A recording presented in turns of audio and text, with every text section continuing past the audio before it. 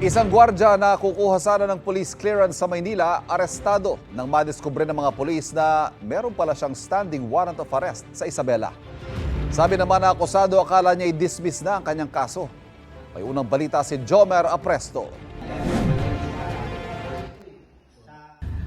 Mismong sa loob ng istasyon ng pulisya, inaresto ang lalaking ito na isang gwardya at kukuha sana ng police clearance sa Santa Ana, Maynila. Lumabas kasi sa database ng Philippine National Police na mayroon pala siyang nakabinbing warrant of arrest sa Isabela para sa kasong RA 10591 o ang Comprehensive Law on Firearms and Ammunition.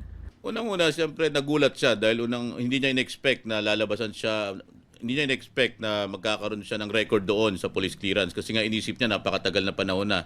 2016 pa ito. Base sa investigasyon, 2013 sinampahan ng kaso ang lalaki matapos niyang ilabas ang kanyang service firearm sa loob ng isang club sa Isabela habang nakikipag-inuman. Nahuli siya doon at nakapag-post siya ng bail. After noon, hindi na siya umattend ng hearing kaya nilabasan siya ng mandamiento de arresto. Ayon sa akusado, inakala niyang dismiss na noon ang kanyang kaso. Hindi po ako nagtago. Hindi ko lang po alam na may warrant na mo ako. Naghihintay po ako ng schedule ng hearing. Hindi ko lang po siguro alam na may dumating sa bahay namin sa probinsya o na-miss ko lang daw. Na-miss ko lang siguro. Ipinagtataka raw niya kung bakit nakakuha pa siya noong 2021 ng police clearance kung may kaso pala siya.